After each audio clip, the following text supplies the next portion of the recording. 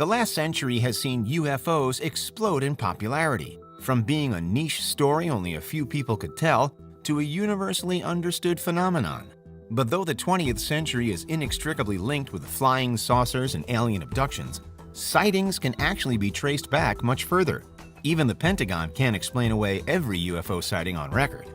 This is Unveiled, and today we're answering the extraordinary question, how long have UFOs been on Earth? Do you need the big questions answered? Are you constantly curious? Then why not subscribe to Unveiled for more clips like this one, and ring the bell for more thought-provoking content. The modern UFO craze only really dates back to the 1940s. It was in the 40s that many landmark UFO incidents occurred, beginning with the prevalence of Foo Fighters in World War II and ending with the Roswell Incident. Foo Fighters were spotted many times by airmen near the end of the war, with pilots seeing erratic orbs of light flying through the sky around them, performing maneuvers that should have been impossible. Though these men were under the immense stress of flying planes through war zones, Foo Fighters were seen so many times by so many people that they're difficult to dismiss as some kind of psychological response. Many times since, pilots, both military and commercial, have reported seeing UFOs in the sky flying alongside them. In one incident in 1991, an Italian pilot believed that a UFO could have actually collided with his plane. And this one was even seen on radar. Roswell, meanwhile, remains the most famous UFO incident in history. However, the story doesn't actually start in the 1940s at all. Some of the earliest reported sightings came from the Romans over 2,000 years ago.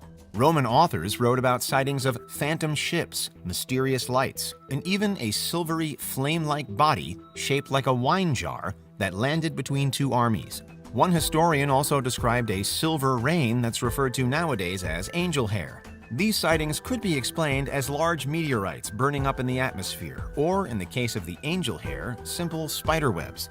But one historian claimed that a light not only descended down towards Earth, but flew away again too. This is obviously something a falling meteor wouldn't be able to do. Much further afield from the Roman Empire, you'll find stories of ancient aliens supposedly visiting parts of Africa and South America. However, unlike the Roman sightings, these stories have been created in modern times by Westerners trying to explain away the engineering feats of indigenous cultures. Historians and archaeologists widely accept that even the most compelling evidence of UFOs in South America are nothing of the sort. The Kimbaya artifacts, for instance, are said by some to depict airplanes, but are really just stylized images of birds and insects. Ancient pyramid construction is a lot less mysterious than you believe too. And other pieces of evidence, like the famous crystal skulls, have been debunked as hoaxes dating to the 19th century. When we talk about the history of UFOs, we're looking at sightings that were accepted as strange, unexplained occurrences at the time they happened, instead of retroactively claiming other countries were host to alien visitations many years later. Strangely though, after the Roman sightings, we don't have any recorded UFO incidents for more than 1,000 years, all the way up until the 16th century, when they were again spotted across Europe. In 1561, residents of Nuremberg supposedly witnessed a great aerial battle. 5 years later, spherical objects allegedly flew over Basel. This time, we don't have to wait over a millennium to read about another sighting. In 1639, John Winthrop, the governor of the Massachusetts Bay Colony, recorded a landmark UFO sighting in his diary. 3 Puritan men had reported seeing a bright light running back and forth between their boat and the village Charleston. It's an account that's eerily similar to the later Foo Fighter reports, but with no frame of reference for planes or even hot air balloons. Sightings haven't only been in the Western world either. There were also early sightings in Korea and Japan. In 1803, a hollow boat washed ashore in Japan's Hitachi province, with a young woman inside. She didn't speak Japanese and held a box that she wouldn't let anyone touch. Some drawings of the boat resemble a flying saucer. Perhaps the first UFO scare, however, didn't come until the 1890s. This was the time when airships were being constructed, soon to be readily available as commercial transportation before the creation of large airliners. Subsequently, in 1896, mass hysteria swept the United States, with people reporting phantom airships in the skies. Photo evidence of said airships has been debunked, but the idea still took hold and ran rampant throughout the US until the following year. Knowing what we know now about outer space, aliens wouldn't be able to travel to Earth in a blimp, But the airship panic has never been conclusively explained. That brings us back to the Second World War, when sightings went far beyond just Foo Fighters. One famous incident was the 1942 Battle of Los Angeles, in which U.S. armed forces were so convinced that a surprise attack had been launched, potentially by Japan, that they started firing into the sky. However, no enemy planes ever materialized, and it's not clear exactly what happened. This came a mere 2 months after the attack on Pearl Harbor, and the official line is that nerves and stress caused the Air Force to overreact to a balloon. 5 years later, the American West again became the site of an influential UFO sighting, the 1947 Kenneth Arnold sighting over Mount Rainier in Washington. While flying alone through the Pacific Northwest, Arnold saw a formation of 9 UFOs in the sky. He later described what he saw as a saucer, giving us the phrase flying saucer, which has become immortalized in pop culture as the definitive image of unidentified flying objects. The infamous Roswell UFO incident occurred less than 2 weeks later.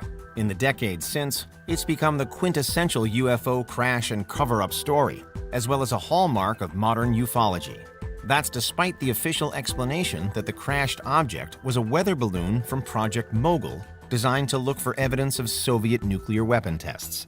What can't be explained so easily is the 1952 invasion of Washington, D.C., another series of strange radar anomalies that convinced the U.S. it was under attack. During the invasion, many people reported seeing UFOs. They were even being detected over the White House and the Capitol on radar.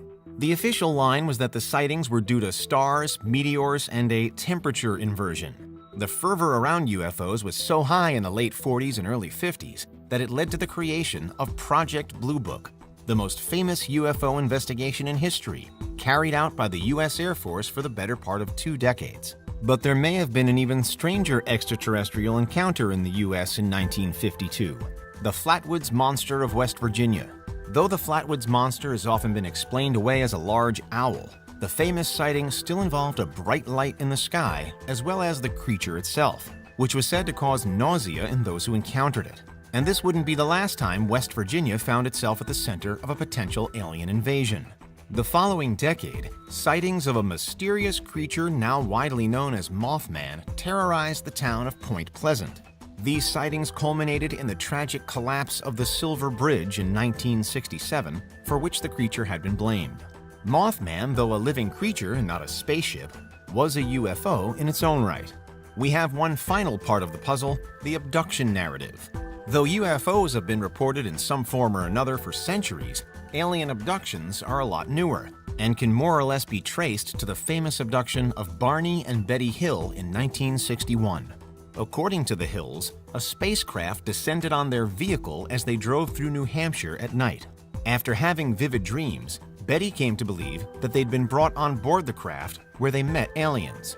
Both of the Hills underwent hypnosis, which led to more memories. 14 years later, another abduction entered pop culture.